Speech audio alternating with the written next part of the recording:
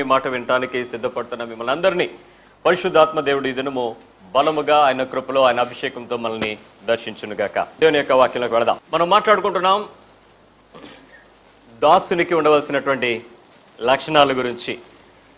ఉదయాన్న ఒక ఆయన వచ్చి అడిగాడు, పాస్ గారు ఎన్ని రోజులు చెప్తారు ఇంకా అన్నాడు. ఏమన్నాను, ఇసుగు పుడుతుందండి అన్నాడు. ఎందుకు నీకు ఇసుగు వచ్చింది అని అడిగాను. ప్రతిరోజు అలా చేయి, ఇలా చేయి, ఇలా చేయి, అలా చేయి, అన్నీ ఇలాగే చేయి, అన్నీ అలాగే చేయి, ఎన్ని చేస్తాం, ఎన్ని చేయగలమని అన్నీ చెప్పేస్తే చేయలేమండి అన్నాడు. మరి ఏం చేద్దాం అనుకుంటున్నావు అంటే, ఏవో కొన్ని సింపుల్గా అయితే ఓకే. మరి నేను చెప్పిన మాట కాదు, నాకు రాయబడిన బైబిల్లో ఉన్న విషయాలు కదా నేను చెప్తున్నాను. యేసుక్రీస్తు వారు చెప్పినప్పుడు కొంతమంది శాస్త్రులు దూరం అయ్యారు, కొంతమంది పరిసయ్యులు దూరం అయ్యారు, కొంతమంది సద్దూకయ్యులు దూరం అయ్యారు, మరి ఆ ప్రదేశంలో ఉన్న యాజకులు కొంతమంది దూరం అయ్యారు, కొంతమంది మాత్రం నీతిమంతులై వారు యేసుని ఎత్తుక్కుని ఈ బోధ స్పష్టమైనది, ఈ బోధ మంచిదని ఆయన వెంబడించి తిరిగారు. ఆయన దగ్గరికి వచ్చేటప్పుడు ఆయన అందరికీ ఒకే మాట చెప్పాడు. ఏంటనంటే, నిన్ను నువ్వు ఉపేక్షించుకోవాలి, నిన్ను నువ్వు వదులుకోవాలి. మరి నువ్వెందుకు వదులుకోలేకపోతున్నావు తమ్ముడు అని అడిగితే తను అన్నాడు, ఇవన్నీ లేకుండా నేను హ్యాపీగా ఉండాలనుకుంటున్నాను. ఎంత కష్టపడి క్రైస్తవ్యాన్ని వెంబడించాలని నేను అనుకోవట్లేదు. ఇంత డిసైపుల్షిప్ అంటే ఏదో ఒక శిష్యుడు అనే పదం బాగుంది, కానీ మరి దాసుడు దాసుడు దాసుడు అంటున్నారు. అది పనోడు కింద కనపడుతుంది, వినపడుతుంది. నాకు అసలు అది అర్థం కావట్లేదండి, నేను అంత ఇష్టపడనండి అన్నాడు. మరి దేవుని యొక్క వాక్యంలో నేను చదవటం ప్రారంభిస్తే ఆయన ఇచ్చినటువంటి ఒక పద్ధతి ఒకటి ఉంది. మొదటిగా దాసుడు అవ్వాలి, తర్వాత శిష్యుడు అవుతాడు, ఆ తర్వాత ఆయనకు ప్రియమైన స్నేహితుడు అవుతాడు, ఆ తర్వాత ఆయన రూపంలో మారి చనిపోవడానికి క్రీస్తు సారూప్యాన్ని ధరించుకుంటాడు. ఇవి దశలు, ఆత్మీయ దశలో. మరి అలాంటిది నీకు దాసుడు అనే పదం ఇంత కష్టంగా అనిపిస్తున్నప్పుడు మరి నేనేం చేయలేను, కానీ ఒక పని చేయి, వినడానికి ప్రయత్నం చేయి, ఎన్ని అర్థమైతే వాటిని తీసుకో, ఎన్ని అనుసరించగలిగితే అనుసరించు. వదిలివేయబడిసి వచ్చినప్పుడు నువ్వు ప్రభుని అడుగు, ప్రభా ఈ వింటున్నాను, చేయటానికి నాకు చాలా కష్టంగా ఉంది, ఏం చేయమంటారు అని అడుగు. అప్పుడు ప్రభు నీకు ఎలా నడిపిస్తే అలా చేయన్న. తను అన్నాడు, సర్లేండి, చర్చికి రాకపోతే దేవుడు బాధపడతాడు కదా, కాబట్టి వస్తాను. చెప్పకుండా అంటే మీరేదో చెప్తారు కదా, వింటాను, ఆ తర్వాత విషయం నా ఇష్టం కదా అన్నాడు. అంతేనా కదా? దట్ ఈజ్ మీ ఇష్టమే. కానీ ఇక్కడ ఒక చిన్న మెలికే ఉంది వాక్యంలో. అదేంటంటే, మీ ఇష్టమే, మీరు వినొచ్చు, వినకపోవచ్చు, చల్లగా ఉంది నిద్రపోవచ్చు, చక్కగా తీసుకొచ్చిన పాప్కార్న్ సమోసా తినొచ్చు, ఇంకా అవసరమైతే జోలపాట్లు పాడొచ్చు పక్కోళ్ళకి. కానీ తెలియకపోతే నీకు ఇబ్బంది లేదు, కానీ తెలిసిన తర్వాత మాత్రం ఆయన నేను లెక్క అడుగుతాడు. నువ్వు వెళ్ళావు, పలానా రోజు కూర్చున్నావు, పలానా మాట గాలిలో అక్కడికి వచ్చి సాక్ష్యం చెప్పుద్ది. ఆ రోజు నువ్వు నేను చెయ్యను, నేను వినలేదు, నాకు తెలియదు, నేను కూర్చున్నాను కానీ గమనించలేదు, నేను చూస్తున్నాను కానీ నా మైండ్లోకి వెళ్ళలేదు, నేను విన్నాను కానీ అది నా హృదయంలో చేరలేదు నువ్వు అంటే, ఖచ్చితంగా ఆయన పుస్తకం తెరుస్తాడు, దానిలో నీ చిట్టా ఉంటుంది, నీ పేరు ఉంటుంది. ఆ రోజు నువ్వు తోచబడతావు, ఎక్కడ ఉంటావో తెలుసుకో. కాబట్టి ఈ పరీక్షను కొంచెం కష్టంగా ఉన్నా ఇష్టంగా తీసుకోవడానికి ప్రయత్నం చేసి జీవితంలో అభ్యాసాత్మకంగా ముందుకు వెళ్ళడానికి ప్రతి ఒక్కరు కూడా ప్రయత్నం చేద్దాం. మరి ఈరోజు నేను మీతో చాలా ప్రాముఖ్యమైన విషయాలను చెప్పాలని ఆశపడుతున్నాను. ఆ విషయాలు నేను మీతో చెప్పేటప్పుడు మిమ్మల్ని మీరు పోల్చుకోవటానికి, ఆ పరిస్థితులకు వెళ్ళటానికి ప్రయత్నం చేయండి. యేసుక్రీస్తు వారు శిష్యులకు నేర్పిన మొదటి పాఠం ఏంటి? మాథ్యూ 6, మత్తయి సువార్త 6వ అధ్యాయం. శిష్యులు వాళ్ళు ఏం అడిగారు, ఆయన ఏం చెప్పాడు? 5వ వచనం నుంచి ప్రారంభించాడు. మరియు మీరు ప్రార్థన చేయటప్పుడు, శిష్యులు వాళ్ళకి ఏం అడిగారంటే ప్రార్థన చేయడం నేర్పించమని అడిగారు. అప్పుడు ఆయన ఫస్ట్ టీచ్ చేసింది ఏంటంటే ప్రార్థన చేయడం నేర్పించాడు. లాస్ట్ పాఠం ఏంటో చెప్పగలరా? మొదటి పాఠము ప్రార్థన అయితే క్రీస్తు నేర్పిన ఆఖరు పాఠం ఏంటో తెలుసా? ఆఖరు పాఠం ఒకటి నేర్పించాడు. అదేంటంటే ఆయన నడుముకి, ఆయన పై అంగి తీసేసి నడుముకి ఒక తువాలు కట్టుకుని శిష్యుల పాదాల దగ్గరకు వంగి వాళ్ళ కాళ్ళని కడిగి, ఇది మీ ఆఖరు నేర్చుకోవాల్సిన పాఠం అన్నాడు. ప్రారంభ పాఠం క్రైస్తవ జీవితంలో ప్రార్థన, ఆఖరు పాఠం దాసునిగా మారడం. ఇది క్రీస్తు కోరుకున్నటువంటి, మనకు నేర్పించిన పాఠపు ఆది అంతములు. ఈరోజు చాలా మందికి ప్రార్థన యొక్క విలువ తెలిసి ఆ ప్రార్థన చేయించుకోవడానికి మనుషులు చుట్టూ తిరుగుతున్నారు. కొంతమంది చేసుకుంటున్నారులేండి అక్కడక్కడ. చాలా మంది దాసుని యొక్క పరిచర్య అంటే క్రీస్తు యొక్క అంతిమ పరిచర్య, అంతిమ లక్ష్యము శిష్యులకు బోధించి, నేను మీకు ఇలా చేశాను కాబట్టి మీరును ఒకరికొకడు ఉపచారం చేసుకోండి, ఇది పద్ధతి, ఇది ధర్మము, ఇది నేను కోరుకున్న పద్ధతి అని ఆయన చెప్తే ఆ విషయాన్ని అందరూ కూడా పట్టించుకోవట్లేదు.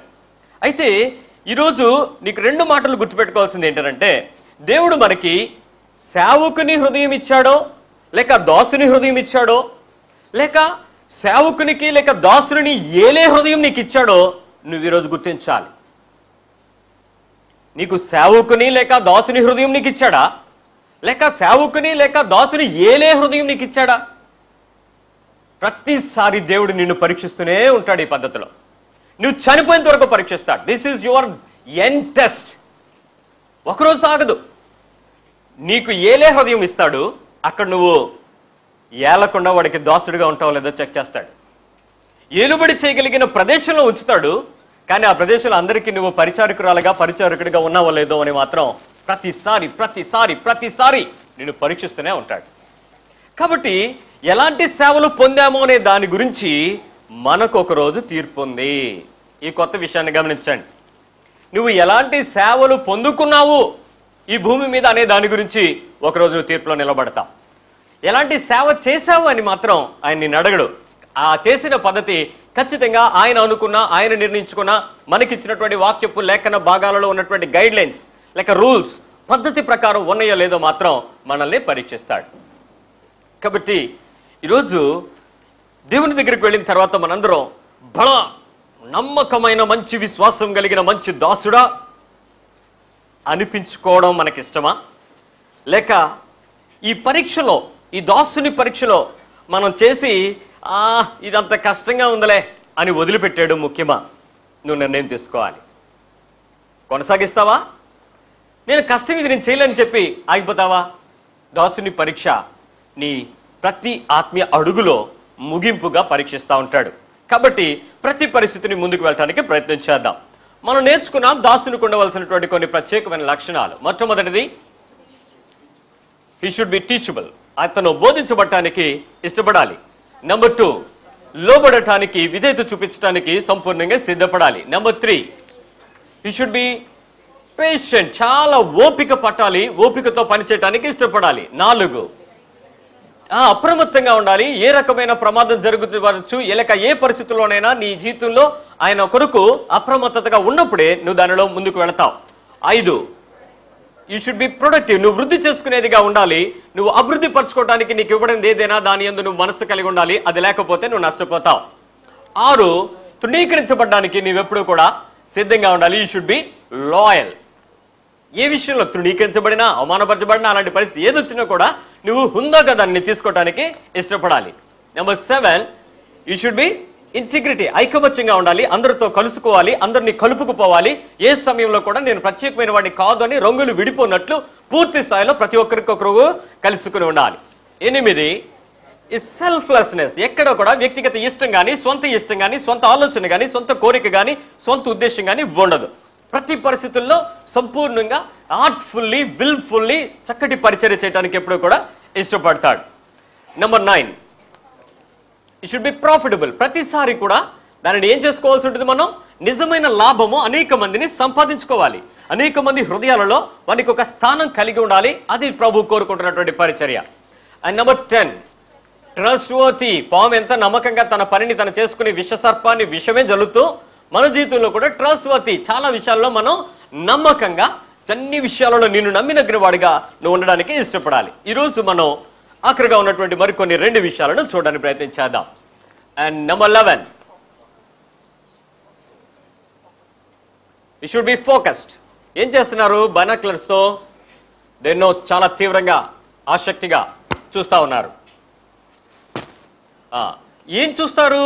కనబడింది అయితే కళ్ళదలతో చూస్తాం, కనబడనిది అయితే బైనాక్యులర్స్తో చూస్తాం. ఎందుకు? ఎక్కడో ఉంది, ఏదో ఉంది, దాన్ని మనం చూడటానికి, ఫోకస్ చేయడానికి, గుర్తించడానికి, దృష్టి కేంద్రీకరించడానికి ప్రతి ఒక్కరు కూడా సిద్ధపడాలి.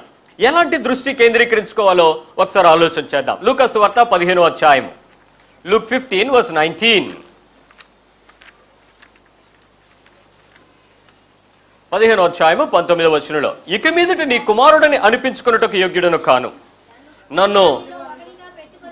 నన్ను నీ కూలి వానిలో ఒకనిగా పెట్టుకొనమని అతనితో చెప్పుదును అనుకొని లేచి తండ్రి దగ్గరకు ఏం చెప్దాం అనుకున్నాడు ఇతను?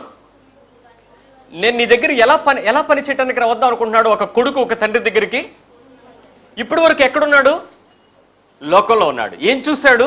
వాడికి నచ్చిన దాని దగ్గరికి వెళ్ళాడు, నచ్చిన సినిమా దగ్గరికి వెళ్ళాడు, నచ్చిన మనుషులతో ఉన్నాడు, నచ్చిన వ్యాపారాలు చేశాడు, నచ్చిన స్నేహితులతో తిరుగులాడాడు.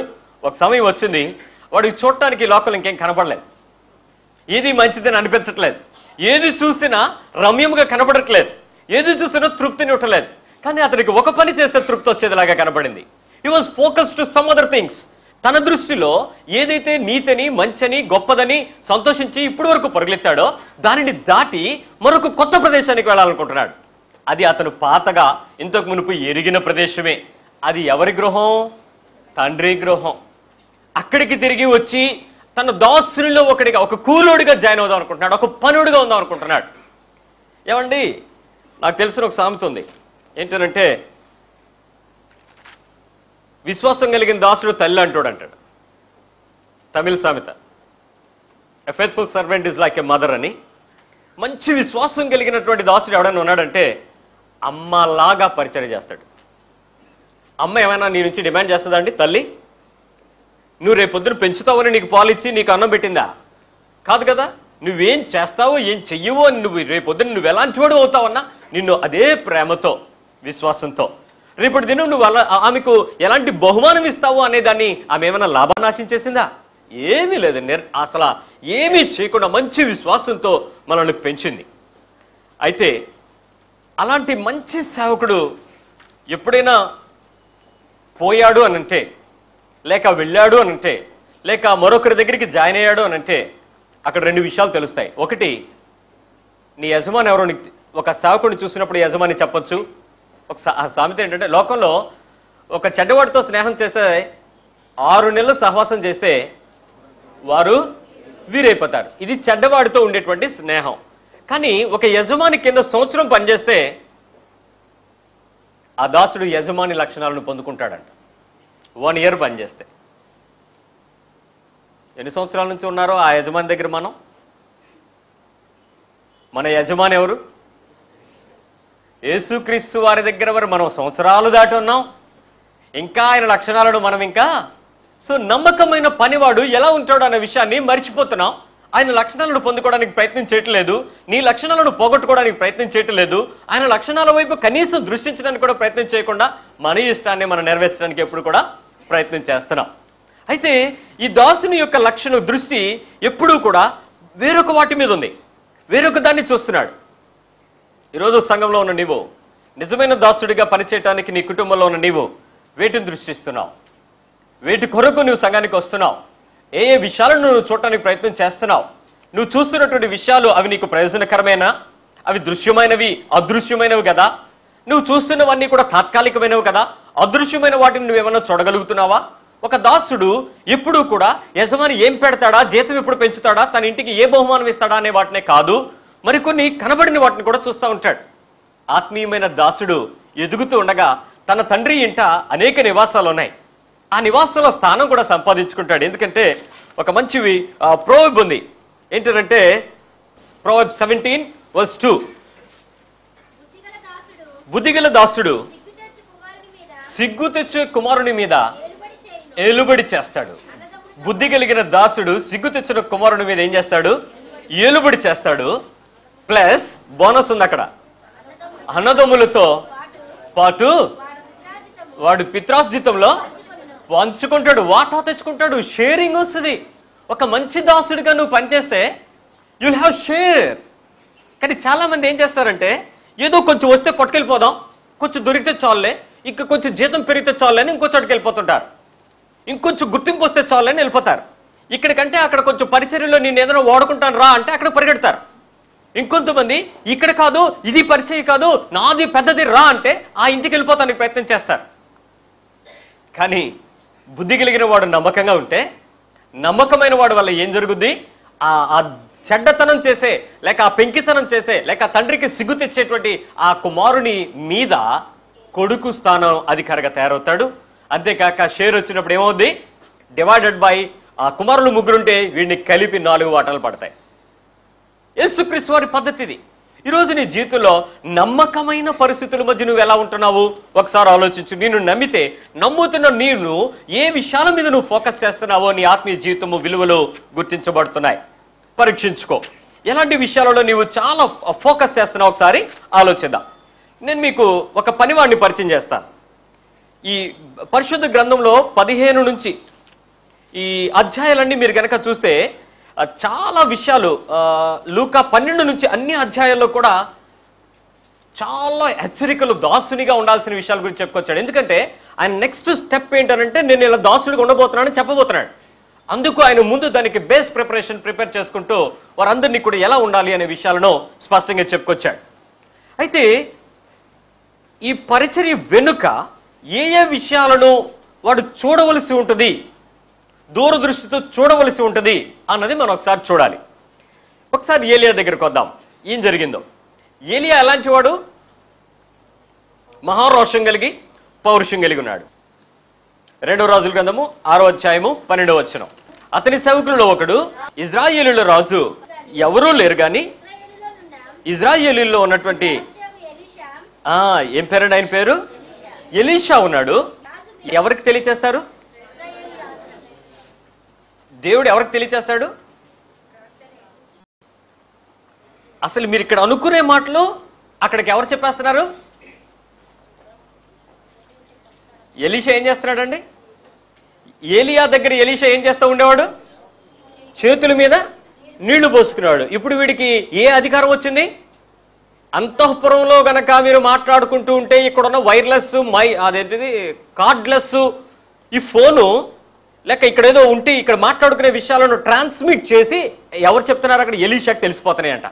ఏమండి ఇప్పుడున్నటువంటి ఈ మైక్రోఫోన్ సిస్టమ్స్, ఈ హిడెన్ మైక్స్ ఇవేమైనా అప్పుడు ఉన్నాయా? మరి దేవుని యొక్క అంతటి అభిషేకం అతను ఎలా పొందుకున్నాడు? ఒక శిష్యుడిగా, ఒక దాసుడిగా వచ్చి పరిచర్య చేసి ఉపచారం చేసినటువంటి వ్యక్తికి దేవుడు ఎంత హెచ్చించాడో చూడండి. అంతేకాదు ఇక్కడ 4వ అధ్యాయంలో 27వ వచనం ఒకసారి చూద్దాం. 4:27. పిమ్మట ఆమె కొండ మీద ఉన్న దైవజనుని ఎదురుకు వచ్చి అతని కాళ్ళు పట్టుకొనెను. గేజీ ఆమెను తోలివేటుకు దగ్గరగా రాగా దైవజనుడు ఆమె బహు వ్యాకులముగా ఉన్నది, యెహోవా ఆ సంగతి నాకు తెలియచేయక మరుగు చేసను, ఆమె జోలికి పోవద్దని. అంటే ఒక వ్యక్తి గురించినటువంటి విషయాలు దాయటము, వాటి విషయాలలో ప్రత్యక్షత ఇవ్వటం అనేది ఎలీషాతో దేవుడు ఒక మంచి అనుబంధాన్ని కలిగి ఉన్నాడు. ఒక సేవకునికి ఇంతటి అధికారం దేవుడు ఎలా ఇచ్చాడు? నమ్మకమైన పనివానికి తన ఇంటిలో భాగం ఇవ్వడం అంటే ఇదే. నమ్మకమైన పనివాడు దేవుని కొరకు సంఘంలో, కుటుంబంలో ఎవరైతే ఉంటారో వారు దేవుని స్వరం వింటారు, దేవుని విషయాలను చూస్తారు, దేవుని మర్మాలను గ్రహిస్తారు, దేవుడు చెప్పబోతున్న విషయాలను తెలుసుకుంటారు. అక్కడ దాచి ఉన్నవి, విడుదల చేయబోతున్నవి నువ్వు గ్రహించగలుగుతావు. ఒక దాసునికి మాత్రం ఇటు అధికారం ఉంది, మరెవరికి ఇక్కడ బైబిల్ ఇవ్వలేదు. ఇదంతా జరిగిన తర్వాత ఆయన చనిపోయాడు. 13వ అధ్యాయం కొద్దాం. 2 రాజులు 13వ అధ్యాయం 21వ వచనం చూద్దాం.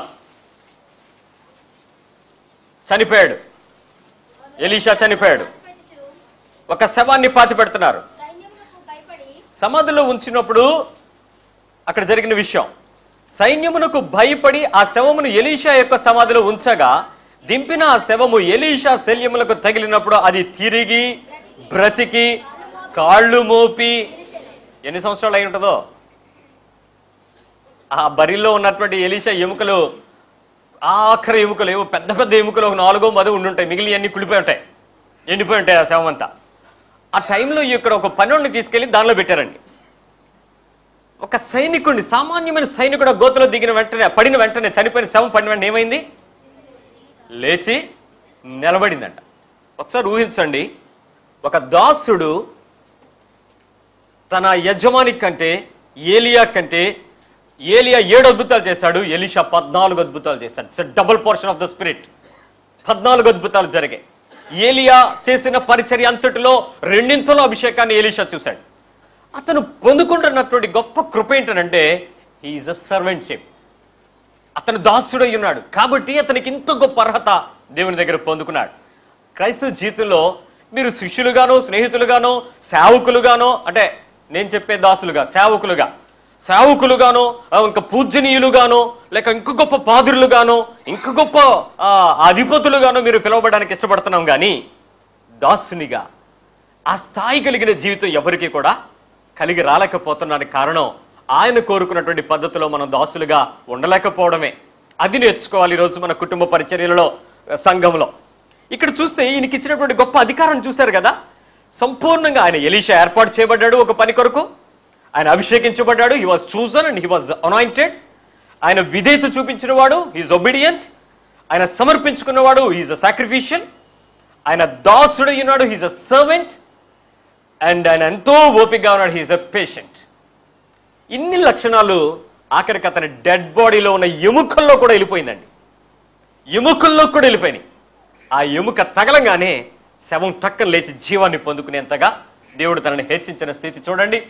ఈరోజు నువ్వు దాసులుగా మారకపోతే రేపటి దినం ఇలాంటి అనుభవం నీవు miss అయిపోతావేమో.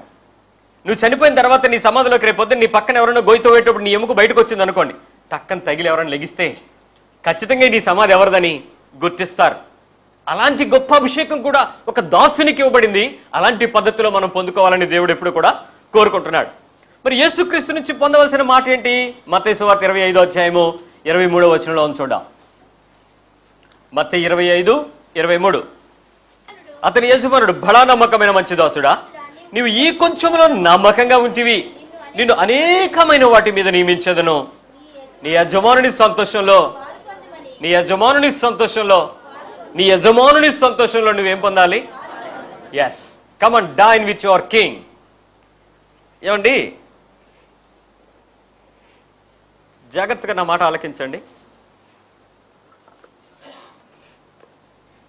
A servant of the king is king అన్నారు ఎవరో. A servant of the king is king. రాజు దగ్గర పనిచేసే బంట్రోతు రాజా కాదా? అటు గొప్పడా కాదా? వినడానికి ఎంత బాగుందో. ఆయన సర్వెంట్, ఆయన దగ్గర పనిచేసే మనము సర్వెంట్స్. ఇప్పుడు మనము ఆయనకు రాయల్ సర్వెంట్స్. ఈరోజు నిజమైన దాసునిగా మనం ఎదగడానికి బదులు ఆ పరిస్థితి అంతా ఎలా ఉందనంటే, ఆయన ఏదో దిక్కులేనోడు, అడుక్కునేవాడు, మరి ఏదోదో చేసేవాడిగా యేసుక్రీస్తు కొరకు నువ్వు బ్రతుకుతానంటే ఆయన కోరుకోవట్లేదు. నిన్ను మంచి వాడిగా చూడాలని ఆయన ఎప్పుడు కూడా ఆశపడతా ఉన్నాడండి. మరి ఇక్కడ ఈ దాసుడు ఎలాంటి పరిస్థితుల్లో ఎదుగుతున్నాడో చూడండి. ఒకవేళ మీరు గనక ఈ హెచ్చరికను కూడా తీసుకోవాల్సి ఉంటుంది. 29వ అధ్యాయము సామెతల గ్రంథము 21వ వచనం చూద్దాం. Proverbs 29:21. 29:21. ఒకడు తన దాసుని చిన్నప్పటి నుండి గారాభంగా పెంచిన ఎడల తుదుకు వాడి కుమారుడుగా. చిన్నప్పటి నుంచి కూడా నిన్ను ఎలా పెంచుతారంట? ఫస్ట్ నుంచి గారాభంగా. ఓ పనోడు కనుక గారాభంగా, నాన్న నువ్వు అది చేయకపోతే వదిలే, నువ్వు అది వెళ్ళకపోతే మానేలే, నువ్వు అది చేయకపోతే మానేలే, నువ్వు చూడకపోయినా పర్లేదులే, నువ్వు తీసుకోపోయినా పర్లేదులే, నువ్వు తినకపోయినా పర్లేదులే అని ఇలా బతిలాడు పెంచావు అనుకోండి. లాస్ట్కి అందరూ ఏమనుకుంటారంట? కానీ నిజమైన కుమారుడు దాసుడా? That's all. అధికారం పొందుకోవడానికి ఒక పద్ధతి ఉంది. నువ్వు ఇంకేదో ఎవరి దగ్గర గారాభం పొంది గారాభంగా నటిస్తూ నువ్వు ఇంకేదో గౌరవ మర్యాదలు కలిగి ఉండేటట్లు నీ జీవితంలో దాసుని యొక్క ఆ వేషధారణ నువ్వు వేసావు అనుకో, నువ్వు అందరి దగ్గర నువ్వు కుమారుడిలా కనపడవచ్చు. బట్ ఆఖరికి నువ్వు నిజమైన కుమారుడువో కాదో ప్రజలందరూ కూడా గుర్తిస్తారు. ఆ పరిస్థితుల్లో జాగ్రత్త. ఎందుకో తెలుసా? అలాంటి వాడు ఏమవుతాడంటే 19వ వచనంలో ఉంది, దాసుడు వాగ్దండనం చేత గుణపడు, తాత్పర్యం తెలుసుకొనను వాడు. ఎందుకు? వాడు గారాభం ఎక్కువైపోయింది. వాడికి తిడితే అర్థం అవ్వదు. మనిషికి ఒక దెబ్బ మాట, గొడ్డుకు ఒక దెబ్బ, మనిషికి ఒక మాట అన్నారు పెద్దలు ఎవరో. ఈ మనిషికి ఎన్ని మాట్లాడినా వినపడదు, ఎన్ని చెప్పినా వినడు. ఏంటనంటే గారాభం. బతిమిలాడుకోవాలి. అది కాదు నాయన, ఇది కాదు నాయన. అలాంటి పనివాడు మాటలకి లోబడ్డు, చేతలకి లోబడ్డు. దాన్ని ఎంత వివరించి చెప్పినా ఆ చెవిటోడికి అర్థం కాదు. ఎందుకంటే అనవసరమైన గారాభం ఉంటుంది అక్కడెక్కడో ఎవరి వలనో. కాబట్టి అలాంటి పద్ధతిలో నువ్వు ఎక్కడైనా పెరుగుతున్నట్లయితే నీ పద్ధతిలో నిజమైన దాసుడిగా నువ్వు లేవన్న విషయాన్ని నువ్వు గుర్తించి దాని నుంచి నువ్వు పూర్తిగా బయటకు రావాలి. ఇప్పుడు ఆఖరి విషయానికి వద్దాం. It's a focused and 12. ఏం చేస్తుంది మీ సిస్టరు? లగేజ్ పట్టుకుంది, సూట్ కేసు పట్టుకుంది, వర్షానికి ఎండకి చలికి చక్కటి కోట్ వేసుకుంది, కాలుకు బూట్ వేసుకుంది, బాగా చెప్తుంది. Is prepared. ఇప్పుడు ఫ్లైట్ టైంకి వచ్చేస్తే వెళ్ళిపోతే లేదా? ట్రైన్ టైంకి వచ్చేస్తే ఎక్కేస్తే లేదా? బస్ వస్తే ఎక్కేస్తే లేదా? కార్ వచ్చేస్తే వెంటనే ఎక్కేస్తారా లేదా? She's prepared. పర్ఫెక్ట్. సిద్ధపాటు.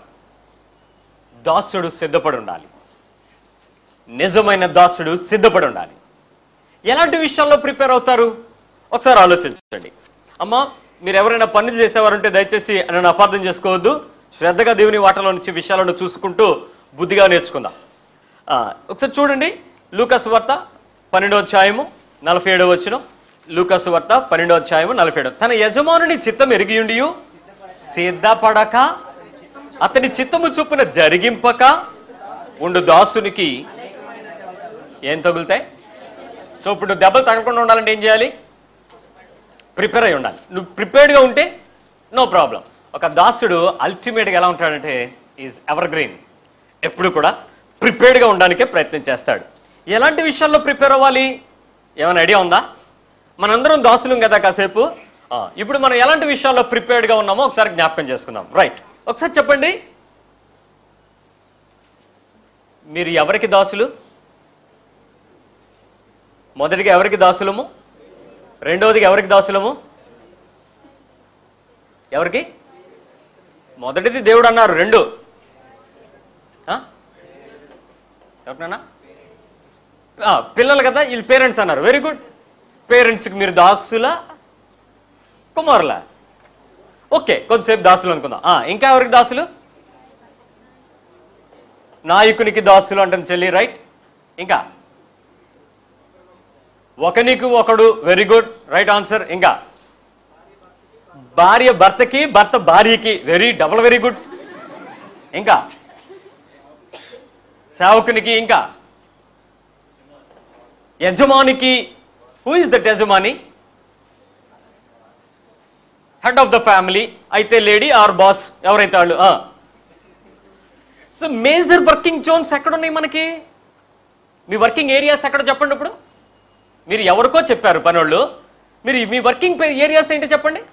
ఆఫీసెస్, కాలేజెస్, స్కూల్స్, అసలేం చెప్పరే? హౌస్, ఇల్లు, సంఘము, అప్పుడు ప్రజలు. ఈ కార్నర్స్ అన్నిటిలో యేసుక్రీస్తు పని చేసుకొచ్చాడు. జాగ్రత్తగా చూడండి. సో ఇప్పుడు మన ఏరియాస్ తెలిసిపోయినాయి. మనం ఒకరికొకరిమి మన ఇంట్లోనూ మన పద్ధతిలోనూ దాసులమని తెలిసింది. మీరు ఏమీ కంగారు పడకుండా అదే అధ్యాయాన్ని జాగ్రత్తగా 35 నుంచి 48 వచనాలు చూస్తూ ఉండగా నేను ఒక వచనం చెప్తాను, దాని అర్థం మీరు చెప్పండి. మొట్టమొదటిగా దాసుడు ఏ విషయాలలో సిద్ధపడి ఉండాలో, సిద్ధపడగలిగిన వాడుగా ఉండాలో తెలుసుకోవాలి. యజమాని యొక్క చిత్తమును ఎరిగి ఉండాలి. నెంబర్ 1, 35a ఫస్ట్ వచనం చదవండి. మొట్టమొదటిగా నీ వస్త్రధారణ సరిగా ఉండాలి. దాసుని యొక్క వస్త్రధారణ సరిగా ఉండాలి. ఒకరోజు ఒక ఇంటికి వెళ్ళాను. ఆ కుటుంబంలో సారు వెనకతల నుంచి ఆయన ఉన్నారు. బెల్ కొట్టగానే తలుపు తీసి ఇలా బ్యాక్ తిరిగారు. ప్రైజ్ లార్డ్ బ్రదర్ అంటే ఆయన ఇలా చెయ్యిపోయాడు. నా వైపు చూడండి, ఇలా అన్నాడు. ఇదేంటి నేను వస్తే ఆయన అలా అన్నాడు. ఓకే, ఆయన ఏదో బిజీగా ఫోన్లో ఉన్నట్టున్నారని చెప్పి నేను చెవులో ఒకటి ఉంది వైర్ పెట్టుకున్నాడు. సో ఫోన్ మాట్లాడుతున్నాడేమో అనుకుని నేను కామ్గా వెళ్ళి కూర్చున్నాను. కూర్చున్నాక 10 నిమిషాల తర్వాత అతనే వచ్చాడు, సారే వచ్చారు. గ్లాస్ పట్టుకొచ్చాడు, వాటర్ గ్లాస్ పట్టుకుని ట్రే పట్టుకుని వచ్చాడు. వచ్చి కూర్చోండి పాస్టర్ గారు అన్నాడు. సడన్గా నేను చూసేటప్పటికి ఆయన మా ఇంటి యజమాని కాదు, ఆ ఇంటి పనోడు. ఏంటి పరిస్థితి అంటే సార్ ప్యాంట్ షర్ట్ వేసాడు. నేను ఇలా అనేటప్పటికి నేను సార్ ఉన్నారు అనుకుని లోపలికి వెళ్తే మారిపోయాడు మనిషి. సీరియస్గా చూసి, సార్ మంచినీళ్ళు తాగండి, వేడి కాఫీ తీసుకొస్తాను, లేదా మజ్జిగ తెమ్మండి మజ్జిగ తెస్తాను, ఈ విషయం మాత్రం చెప్పకండి అయ్యగారు అన్నాడు. ఏ విషయం అన్నాను నేనేమి ఎరగనట్టు. అని అంటే మీరేం చూడలేదా అన్నాడు. నాకు కనపడుతుంది, నీకు తెలుస్తుంది కదా, నువ్వు సార్ది ఎప్పటి నుంచో వేసుకోవాలని ఉంది సార్, అయ్యగారు ఊరెళ్ళారు సార్. నమ్మకమైన పనుడేనా? కాదు కదా. ఏమో వస్త్రధారణను బట్టి పనోడే ఉండాలి కదా అని చెప్పేసి చించుకుని చిందరబందరగా చిరుపుకుని మనం పనికి వెళ్తున్నాం కదమ్మా, ఈ పద్ధత. So your costume should be perfect. అందుకు మొట్టమొదటి వస్త్రము కట్టుకుని యేసుక్రీస్తు పనివాడుగా చూపించడానికి ఆయన ఏం చేయాల్సి వచ్చింది? లూకాసు వార్త 12వ అధ్యాయము 35వ వచనం మాట్లాడుతున్నాం. మొట్టమొదటి ఆయన ఏం చేశాడు చెప్పండి? తన వస్త్రాన్ని, సో తనకున్నటువంటి అధికారాన్ని, తనకున్నటువంటి దర్పాన్ని, తనకున్న గొప్పతనాన్ని, తనకున్న మర్యాదను ఇనుముడింప చేసేది ఏదున్నా ఆ సమయంలో దాసుడు ఏం చేస్తాడు? విడుచుకోవాలి. సో ఫస్ట్ ఆఫ్ ఆల్ నువ్వు చెక్ చేసుకుని మెలకుగా ఉండాల్సిన విషయం ఏంటంటే, సిద్ధపాటుతో ఉండాల్సిన విషయం ఏంటంటే, ఎనీ టైం నువ్వు చేయడానికి రెడీగా ఉండాలి. నెక్స్ట్, నీ దీపములు వెలుగుతూ ఉండాలి. నీ ఇంటిలో దీపాలు వెలుగుతూ ఉండాలి. రెండవ పాయింట్ నువ్వు చెక్ చేసుకోవాలి. నీ దేహానికి దీపం ఏంటి చెప్పండి? కన్ను. నీ ఇంటికి దీపం ఏంటి చెప్పండి? నీ శరీరానికి కన్ను, నీ శరీరములో ఉన్నటువంటి నీ గృహానికి నీ వాక్యము పాదములకు మార్గమునకు అయ్యున్నప్పుడు నీ ఇంటిలో ఆయన మార్గముగా నీ ఇల్లు ఉంచుకున్నావు ఎప్పుడైనా? Your house should give the way to the Jesus. యేసుక్రీస్తు నీ నుంచి వెళ్ళడానికి, నీ గృహం నుంచి బయటకు వెళ్ళడానికి, నీ గృహంలోకి రావడానికి ఒక దారిగా ఉండగలగాలి. నీ ఇల్లు వెలుగుతూ ఉండాలి. ఇంతకీ సార్ ఎప్పుడు వస్తారో తెలుసా? కానీ అప్పటి వరకు ఎప్పుడు కూడా ఏమవుతుండాలి? వెలుగుతూ ఉండాలి. నీ హృదయము నిండి వెలుగుతూ ఉండాలి. నీ నూనె తగ్గిపోకూడదు. బుద్ధి కలిగిన కన్యకల గురించి అక్కడే చదువుతాం. ఏం చెప్పాడు? నూనె ఏమైపోయింది? ఆ రోజే పడుకున్నారండి వాళ్ళు, రోజు పడుకోలే. ఆ రోజే నూనె అయిపోయింది. ఎన్ని రోజుల నుంచి నూనె దాశారో ఆ రోజే అయిపోయింది. వాళ్ళు బ్యాడ్ లెక్క అంటారు. అసలు ఆ ముందు వరకు వెలిగేయండి, ఒక్క నిమిషం వరకు వెళ్ళిందండి, అప్పుడే ఆరిపోయిందండి నూనె. నీ జీవితంలో నీ దీపము వెలుగుతూ ఉందో లేదో చూసుకోకపోతే నువ్వు దాసుడు కావు. నీ ఇంటి వారు ఎలాగ వెలుగుతున్నారో, ఎలా నడిపించబడుతున్నారో, ఏ ప్రదేశంలో వెలుగు పొందుతున్నారో నువ్వు చూసుకోకపోతే నువ్వు మంచి దాసురాలు కావు. మంచి దాసుడు తన ఇంటి ప్రతి పరిస్థితిని చక్కగా అంచనా వేస్తూ ఉంటాడు. ఎవరు ఏం చేస్తున్నారు, ఎలా జరుగుతుంది, ఎవరిలో వెలుగుంది, ఎవరిలో వెలుగు లేదు పరీక్షిస్తూ ముందుకు వెళ్తూ ఉంటాడు సహాయంతో సంపూర్ణంగా. 36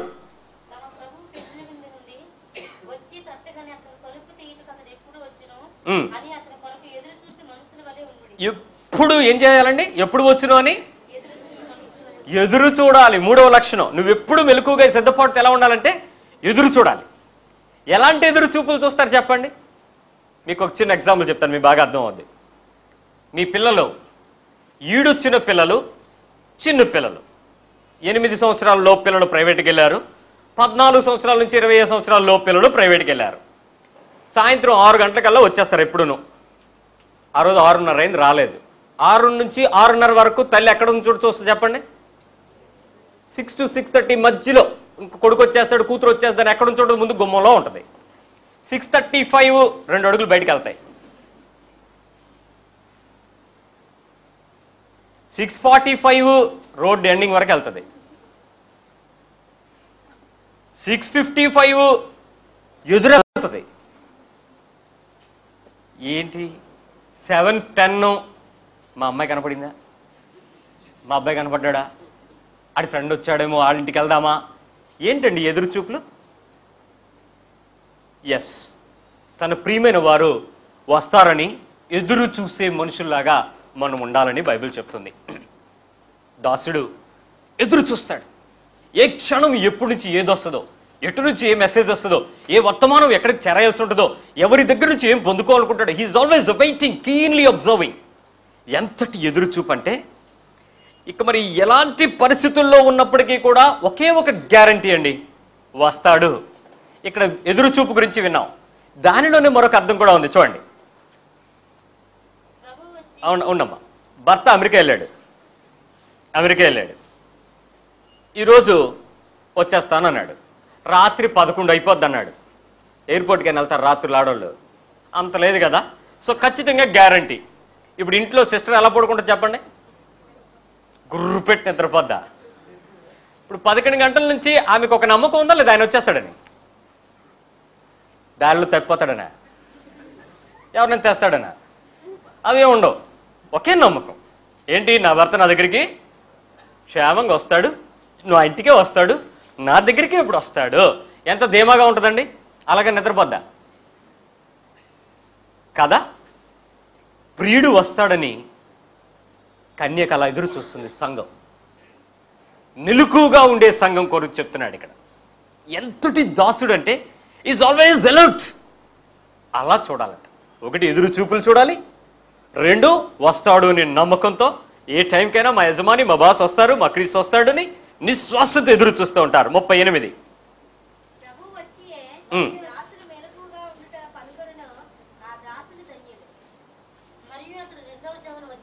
మరియు ఆయన రెండవ జామును వచ్చినాను, మూడవ జామును వచ్చినాను. ఏం చేస్తారండి? ఏ దాసుడు రెండవ జాము మూడవ జాము ఒకసారి లెక్కేయండి. రాత్రి 6 నుంచి ఉదయం 6 వరకు 4 గంటల చొప్పున 4 జాములు అవుతాయి. మొదటి జాము 3 గంటల చొప్పున 6 నుంచి 9, ఇది మొదటి జాము. రెండవ జాము 9 నుంచి 12, మంచి నిద్ర టైం. మూడో జాము 12 నుంచి 3, ఇంక నువ్వు లేపినా లేచే టైం కాదు, నరికేసుకోవచ్చు నీ పాటలు. ఇప్పుడు రెండవ జామునో మూడో జామునో కనుక ఆయన వస్తే ఆ టైంలో మనం మెలకుగా ఉండమంటే ఏ పనుడు మెలకుంటాడు చెప్పండి. ఒకరోజు ప్రేయర్ లేట్ అయిపోయింది, ఎందుకంటే వాళ్ళు భోజనాలు పెట్టడం లేట్ చేశారు. తినేంతవరకు వదలలేదు, మేము చెప్పినా ఏం లేదు. మేము తీరా వచ్చాము. ఆ తర్వాత వాళ్ళు మమ్మల్ని మొదటి జాము అయిపోయింది, రెండో జాములో వదిలిపెట్టారు. మేము ఇక్కడ మూడో జామున ఇంట్లోకి వచ్చాం. తలుపు కొట్టి కొట్టి కొట్టి కొట్టి అరిచి బెల్ల కొట్టి ఫోన్లు చేసి అస్సలు లేగలేదు మా పనమ్మాయి. ఎంత కష్టమైందంటే వాళ్ళు తినదంతా ఇక్కడ నుంచునేటప్పుడే మాకు ఖర్చు అయిపోయింది. చాలా కష్టమైంది మాకు. నమ్మకమైన దాసులేనా? ఏ జామును వచ్చినా కూడా వీళ్ళు ఎలా ఉండాలంట? ఆలస్యం అవుతునే కొద్దీ మనకేమొస్తుంది? కునుకు వస్తుంది. ఖాళీగా కూర్చొని కనిపెట్టమండి. ఈ ప్రపంచంలో భయంకరమైన ఒక శిక్ష ఏంటంటే వెయిటింగ్ అండి. ఇంకేమి లేదు, వెయిటింగ్. అలాంటి వెయిటింగ్ని ప్రతి ఒక్కరూ అలుసుగా తీసుకుంటే చాలా కష్టమవుతుంది ప్రియులారా. కానీ బైబిల్ చెప్తుంది ఎంత వెయిటింగ్ ఉన్నప్పుడు కూడా ఏం చేయాలంట? కునికిపాట్లు పడకూడదు, మెలకుగా ఉండాలి. ఏ టైంలో వస్తాడో తెలియదు, బట్ వస్తాడని తెలుసు, ఎదురు చూడాలని తెలుసు, మెలకుగా ఉండాలి. రైట్, ఇది జాగ్రత్తగా చెక్ చేసుకోవాలి. నెంబర్ 5, 42వ వచనంకి వచ్చేయమ్మా.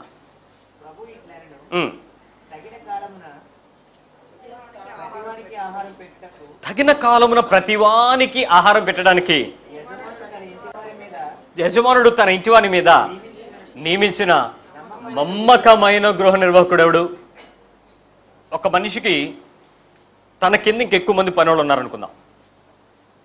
యజమాని గారు ఎప్పుడు వస్తారో తెలియదు, ఏం చేస్తారో తెలుసు, అతని హృదయం తెలుసు, అతని ఉద్దేశం తెలుసు, అతని ఆలోచన తెలుసు. ఇప్పుడు ఏం చేయాలి? మిగిలిన వాళ్ళందరికీ రైట్ టైంకి వారికి పని చెప్పి, రైట్ టైంకి వారికి ఆహారం పెట్టి, రైట్ టైంకి వారికి వర్క్ ఎగ్జిక్యూషన్లో ఉంచి నమ్మకమైన పనివాడిగా అక్కడ కనబడాలి. చాలాసార్లు మంచి తెలివిగా పనిచేయాలి, మంచి విశ్వాసంతో పనిచేయాలి. ఈరోజు మనం పరిచర్య చేసే ప్రదేశాల్లో మన ఇంటి వారికి మంచి విశ్వాసంతో పనిచేస్తున్నామా, బాధ్యతతో పనిచేస్తున్నామా, కష్టంతో పనిచేస్తున్నామా? మరి ఇంకేమైనా ప్రదేశాల్లో ఉంటే చాలా చిరాగ్గా ఉంటుంది. మనకి ఇంట్లో ఉండడం కంటే ఇంకెక్కడో ఉండడం మేలు అనిపించేదిగా ఉంటుంది. మనం ఎవరిని ఇంటికి దాసులం. మరి ఇంటికి రావడానికి ఎందుకు కోపం వస్తుంది నీకు? ఇంట్లో ఉండడానికి ఎందుకు చిరాకు పడిపోతున్నావు? ఇంట్లో పరిచర్య చేసేటప్పుడు వాళ్ళ నుంచి డిమాండ్ చేస్తున్నావు ఏంటి? మా పనమ్మాయి నా దగ్గరికి లే ప్రార్థన చేయి అందనుకోండి, నాకు బాగుంటుందా? మరి నువ్వు అంటున్నావు అయ్యగారు మీరు ప్రార్థన చేస్తే నేను కూడా మీతో కూర్చుంటాను అందనుకోండి, అప్పుడు ఎలాగుంటుంది? నా నిద్ర మొత్తం తుదిలేసి మోకలేను కదా. ఇప్పుడు మనం ఎంతసేపు ఏం చేస్తున్నాం? ఇంట్లో పరిచర్య చేయటానికి మాత్రం చాలా కష్టంగా ఉంటుంది ప్రతి ఒక్కరికి. చెయ్యాల్సిందేమో నీ వర్క్ ఏరియాస్ ఎక్కడున్నాయో నీకు తెలుసు. ఆ ప్రదేశంలో మాత్రం డిమాండ్లే ఉన్నాయి, కమాండ్లే ఉన్నాయి, వార్నింగ్లే ఉన్నాయి, అవసరమైతే శిక్షలే ఉన్నాయి. కానీ దాసులుగా కనపడకపోతే ప్రభు దగ్గర ఉమ్మివేయబడతాం, తృణీకరించబడతారు.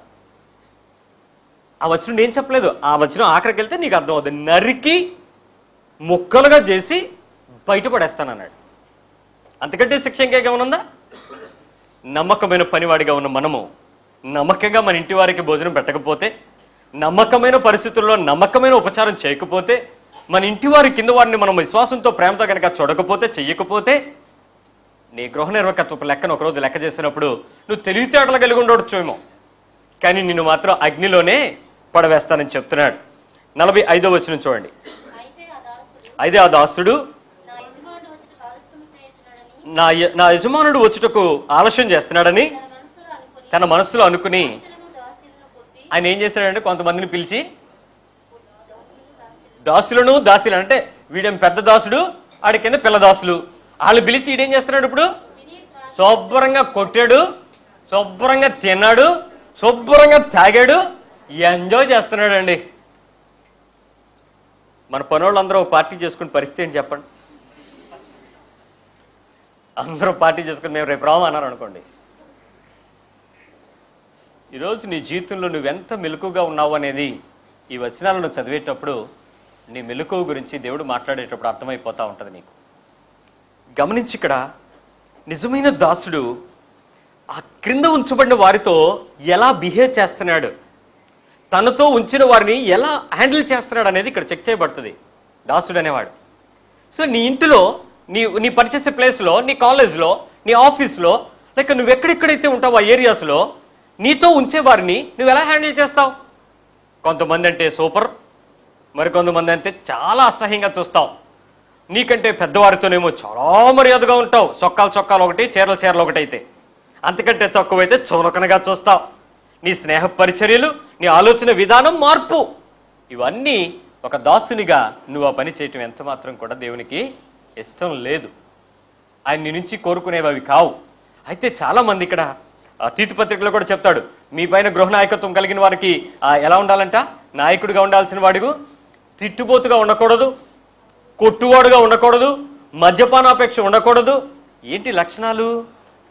ఎందుకంటే నువ్వు ఒక సర్వెంట్హుడ్, నువ్వు సేవ చేసేవాడానికి తయారవుతున్నావు కనుక ఎక్కడ కూడా నీకు ఇలాంటి లక్షణాలు ఉండకూడదు. కొట్టడం అనేది చాలా అసహ్యమైన క్రియ బైబిల్ ప్రకారం. రైట్, 48వ వచనంకి రండి.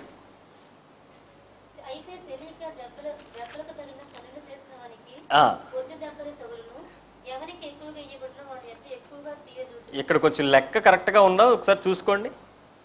అవి వచ్చిన చదవండి మరొకసారి.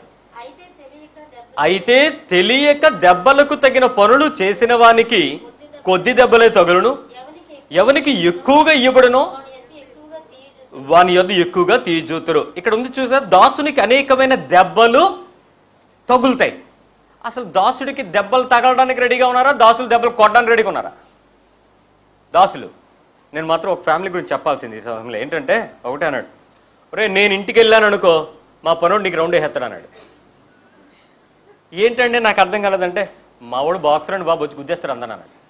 అదేంటి మీ పనుడికి మీరు వెళ్ళి అలా చెప్తారా, కొట్టమని చెప్తారనంటే, నేను చెప్పక్కర్లేదండి, నా కన్ను చూసి నా ఒంటి మీద దెబ్బలు చూసాడు వచ్చి మేము కుమ్మేస్తాడు అంతే అన్నాడు. అంటే ఎవరు కొట్టారో కూడా తెలిసిపోద్దా అనంటే, తెలిసిపోద్దు సార్ అన్నాడు. ఏమో మరి అలాంటి వాళ్ళు ఉన్నారేమో నాకు తెలియదు.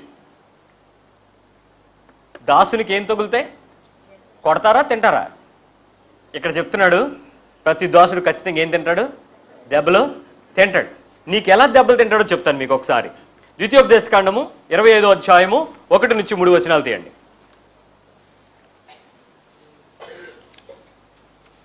ద్వితీయోపదేశకాండం 25, 1 నుంచి 3 వచనాలు.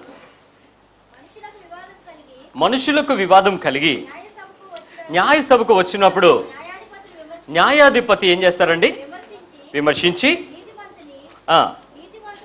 నీతిమంతుడిని నీతిమంతుడనియు దోషిని దోషిని తీర్పు తీర్చవలను. ఆ దోషి శిక్షకు పాత్రుడుగా కనబడిన ఎడల న్యాయాధిపతి వానిని పండుకొనబెట్టి వాని నేరము కొలది దెబ్బలు లెక్క పెట్టి తన ఎదుట వాని కొట్టించవలను. 40 దెబ్బలు కొట్టింపవచ్చును. ద్వితీయోపదేశకాండం డ్యూటరానమీ 25:1-3. 40 లాషెస్ లేక స్ట్రోక్స్ కొట్టొచ్చు. అంతకు మించి వాడిని అంతకు మించి కొట్టచ్చా? యేసు ప్రభుని ఎన్ని దెబ్బలు కొట్టారు? 40 తర్వాత కొడితే ఏమవుద్ది? చదవండి, అక్కడ ఉంది. వాటికంటే విస్తారమైన దెబ్బలు కొట్టించిన ఎడల నీ సహోదరుడు నీ దృష్టికి నీచుడుగా కనపడతాడు. That is the ultimate is the 40th. అసలు 40 పడకూడదు. 39 దాటి 40కి వచ్చిందంటే వాడు ఎవడని అర్థం? నీచుడు. అపొస్తలుడిగా పిలువబడిన పౌలు కూడా ముమ్మారు బెత్తములతో 1 తక్కువ 40 దెబ్బలు తిన్నానన్నాడు. ఏంటి 1 - 40? ఈ 39, 40 ఏంటనంటే వాడు దోషి అని తెలిసిన తర్వాత వారిని కొట్టే దెబ్బలు. బుద్ధి లేని దాసుడికి ఏమవుతుంది? ఇప్పుడు దెబ్బలు తగులుతాయి, కొట్టాలి. నువ్వు తప్పు చేస్తే తప్పు చేస్తావని చెప్పి ఏం చేస్తారు? ఇప్పుడు వేస్తారు, స్ట్రోక్స్ పడతాయి, ఆ కొరడా దెబ్బలు పడతాయి. సో ఇప్పుడు కొరడా దెబ్బలు పడిపోతుండే సమయంలో ఇప్పుడు నువ్వు ఎలా స్పందిస్తావు? అక్కడ చెప్పాడండి. ఏంటనంటే ఎవరికి ఎక్కువగా ఇస్తారో వారి దగ్గర ఎక్కువగా అడుగుతారు. ఏమండి, నేను ఒక ఆయనకి 500 రూపాయలు నోటు ఇచ్చాను, మరొకరికి 5 రూపాయలు ఇచ్చాను. మీరు వెళ్ళి ఖర్చు పెట్టి రండి అని చెప్పాను. ఎవరిని ఎక్కువ లెక్క అడుగుతాను చెప్పండి? 5 రూపాయలు ఉన్నా 500? ఎవరికి ఎక్కువ ఇస్తే వాళ్ళని ఏం చేయాలి? దేవుని ఎదుట నీకు పరిచర్య ఎక్కువ ఇచ్చి, నీ ఇంటిని పెంచి, నీ దృష్టిని పెంచి, నీ పనిని పెంచి, నీ కుటుంబాన్ని పెంచి, నీ సంఘాన్ని పెంచి, ఇప్పుడు నీకు ఎంత ఎక్కువ ఇస్తే ఇప్పుడు దేవుడు నీ దగ్గర ఏం చేస్తాడు? నిన్ను ఎక్కువ డిమాండ్ చేస్తాడు. నువ్వు ఇంకా ఎక్కువ సేవకురాలుగా, ఇంకా ఎక్కువ సేవకుడిగా నువ్వు ఉన్నావో లేదో నిన్ను చెక్ చేస్తాడు. చాలామందికి ఏంటంటే అందరూ కూడా రాయల్గా ఉండాలని, అదే మనం సేవ చేసేవాడిగా ఉన్నామా, సేవ చేస్తున్న వాడిని ఏలేవాడిగా ఉన్నామా అనే హృదయం చెక్ చేయబడుతుందని చెప్పాం కదా.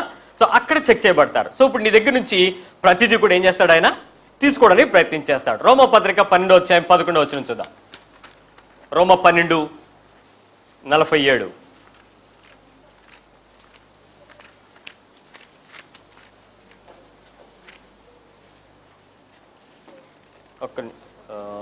సారీ 11, 12:11.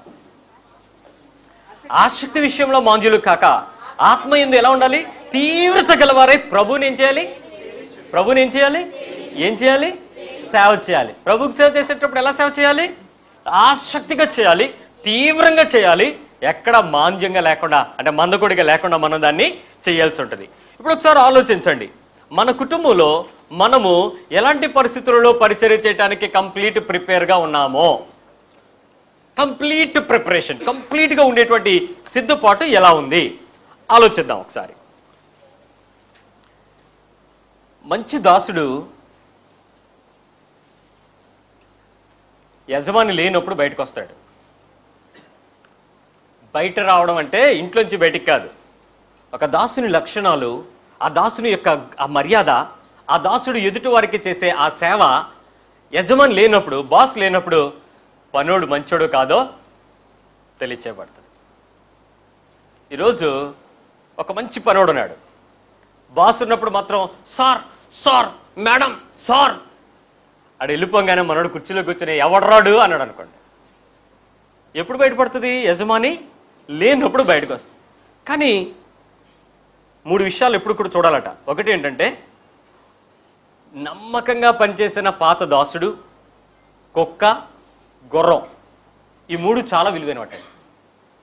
మళ్ళీ చెప్తున్నాను, నమ్మకంగా పనిచేసిన పాత కాలం నుంచి మన దగ్గర ఉన్నటువంటి దాసుడు, కుక్క, గుర్రం. ఎందుకో చెప్పండి?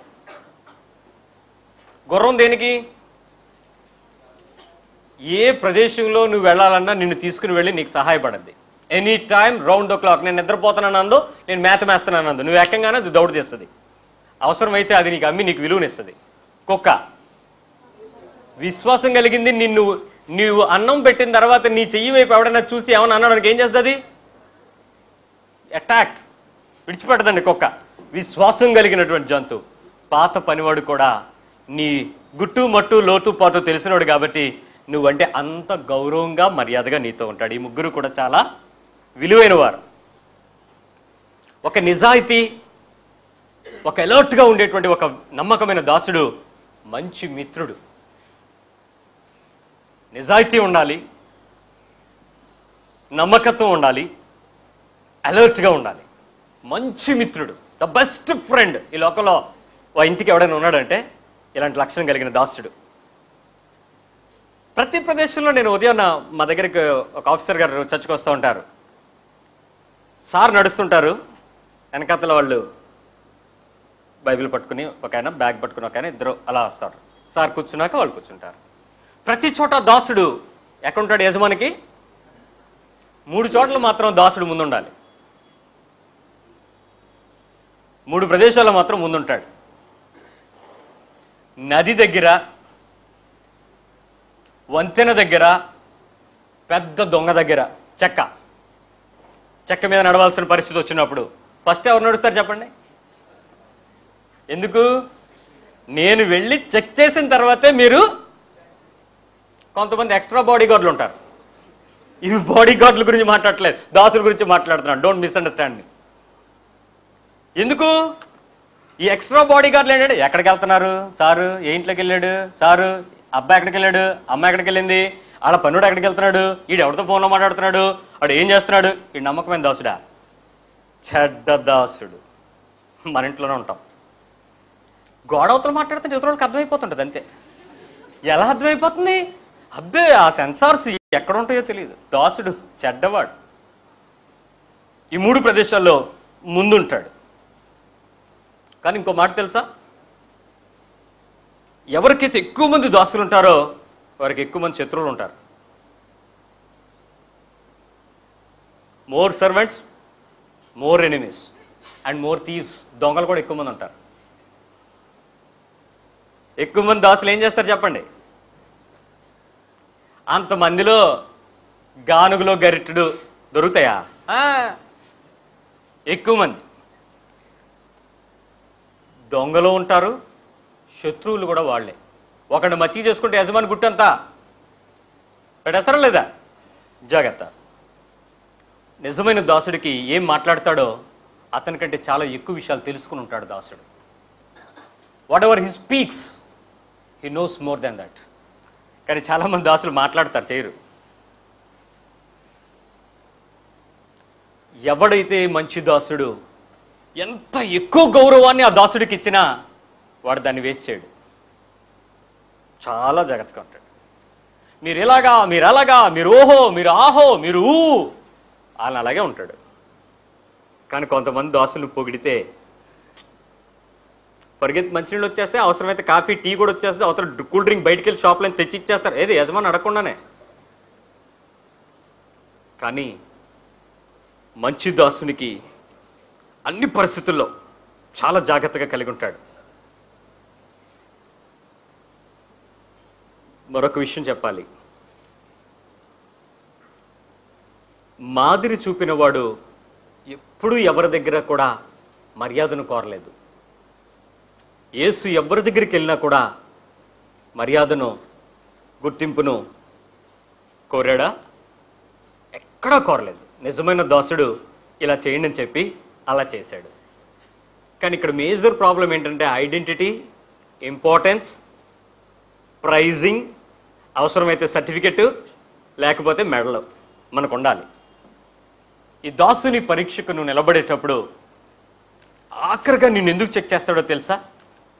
ఒకటే, నిజమైన దాసుని స్థానంలో నిన్ను ఆయన చూసి నీకు ఆయన రాజ్యంలోకి అధికారం ఇద్దాం అనుకుంటున్నాడు. అది నువ్వు పొందుకోవడానికి ఈరోజు నువ్వు రెడీగా ఉంటే నీ జీవితంలో ఒక విలువైన క్షణాన్ని నువ్వు ఈరోజు అనుభవించగలవు. నువ్వు మరొకరికి సేవ చేయడానికి ఇష్టపడతావు, మరొకరికి పరిచర్య చేయడానికి ఇష్టపడతావు, మరొకరి జీవితంలో ఒక విలువైన స్థానాన్ని నువ్వు కలిగి ఉండడానికి ఇష్టపడతావు. ఏ యజమానైతే తన పనివాడు అయినందుకు తన చెయ్యపోయింది, తన నోరు పడిపోయింది, తన దృష్టికి కళ్ళద్దాలు లేవు అని బాధపడతాడో పనివాడు లేనప్పుడు, అతడు నిజమైన పనివాడు. Is a good servant. ఎందుకంటే అతడు యజమానికి కన్నుగా మారతాడు, ఆ యజమానికి కాళ్లతో నడిచే మార్గంగా మారతాడు, ఆ యజమానికి చేతులు చేసే క్రియగా మారతాడు.